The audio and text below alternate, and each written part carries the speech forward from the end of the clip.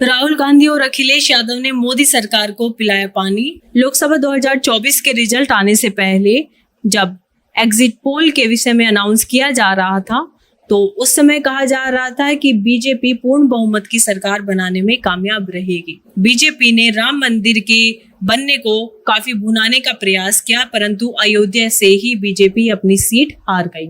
वहीं दूसरी तरफ इंडिया गठबंधन इस बार काफी मजबूती के साथ सामने आया है। इंडिया गठबंधन में जो घटक दल हैं कुल मिलाकर के 234 सीटों के साथ काफी बड़े आत्मविश्वास के साथ वो इस बार लोकसभा में पहुंचे हैं।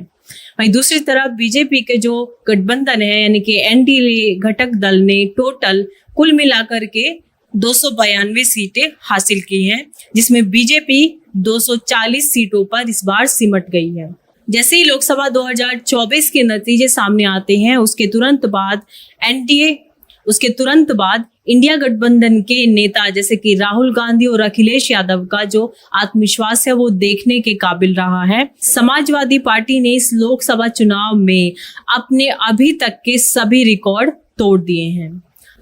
लोकसभा चुनाव में समाजवादी पार्टी को रिकॉर्ड तोड़ 37 सीटें प्राप्त हुई हैं, जिसमें सबसे ज्यादा लोकप्रिय जो जीत उन्हें मिली है वो अयोध्या की सीट पर मिले हैं।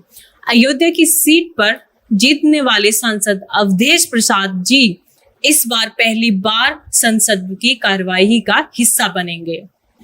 वहीं दूसरी तरफ सबसे पहले चुनाव के रिजल्ट आने के तुरंत बाद लोकसभा स्पीकर का चुनाव होता है, उसकी कार्यवाही आज 26 जून को संपन्न कर ली गई है। इस दौरान यह कार्यवाही संपन्न होने के दौरान एनडीए गठबंधन और इंडिया गठबंधन के अंदर काफी खींचातानी देखने को मिली है। राहुल गांधी ने अपने एक इंटरव्यू में बताया था कि उनके पास बीजेपी के नेता राजनाथ सिंह का फोन आया था। राजनाथ सिंह ने उनसे यानी कि राहुल गांधी से बीजेपी की यानी कि एनडीए गठबंधन की तरफ से दिए जाने वाले लोकसभा स्पीकर के नाम के प्रस्ताव का समर्थन करने का अनुरोध किया। इस पर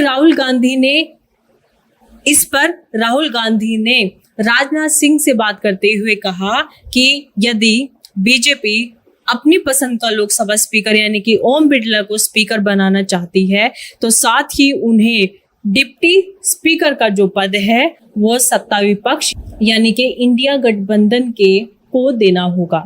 तो इस शर्त के साथ बीजेपी की मुश्किलें बढ़ाने में राहुल गांधी काफी हद तक कामयाब रहे। वहीं दूसरी तरफ अखिलेश यादव ने भी बीजेपी को उनको जो अयोध्या में जो हार का मुंह देखना पड़ा है और कुल मिलाकर के यूपी के अंदर जो बीजेपी का खराब रिजल्ट इस बार रहा है, जहां बीजेपी दावा करती थी कि वो 80 की 80 सीटें जीतेंगे, परंतु उस 80 में से 37 सीटें अकेले अखिलेश यादव की जो टीम है यानी समाजवादी पार्टी ले गई है। तो जब अखिलेश यादव संसद पहुंचे थे तो अपने साथ वो सपा के सांसद अवधेश प्रसाद जो अयोध्या से जीत करके आए हैं उनको साथ लाना नहीं भूले।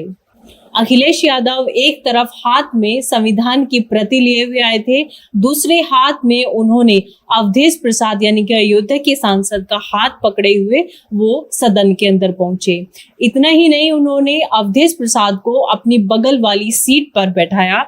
भाजपा सांसद ओम बिरला आज यानी बुधवार को लगातार दूसरी बार लोकसभा अध्यक्ष चुने गए।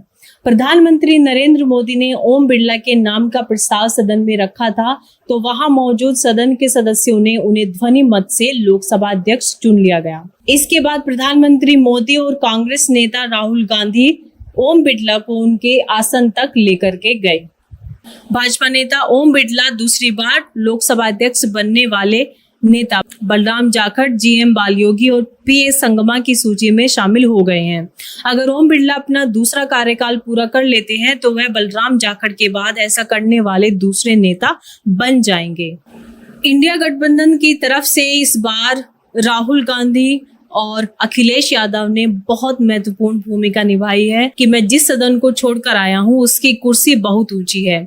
अखिलेश यादव ने ओम बिरला को बधाई देते हुए यह महत्वपूर्ण बात कही। अखिलेश यादव ने ओम बिरला को लोकसभा अध्यक्ष बनने पर बधाई दी। सदन में बोलते हुए अखिलेश ने कहा कि हमें उम्मीद है कि किसी के साथ भेदभाव नहीं होगा, उम्मीद है सदन में किसी की आवाज दबाई नहीं जाएगी। अखिलेश ने अपने संबोधन में आगे कहा कि हर दल को बराबरी का सम्मान मिलेगा, हम लोग हर न्याय संगत फैसले के साथ रहेंगे, निष्कासन जैसी कार्रवाई दोबारा देखने को नहीं मिलेगी। वहीं दूसरी तरफ लोकसभा में कांग्रेस के नेता राहुल गांधी ने कहा कि हमें विश्वास है कि विपक्ष को बोलने की अनुमति मिलेगी ताकि हम लोगों का प्रतिनिधित्व कर सके। तो इस बार बीजेपी का जो कॉन्फिडेंस है वो काफी लो है और इंडिया गठबंधन का कॉन्फिडेंस काफी हाई है।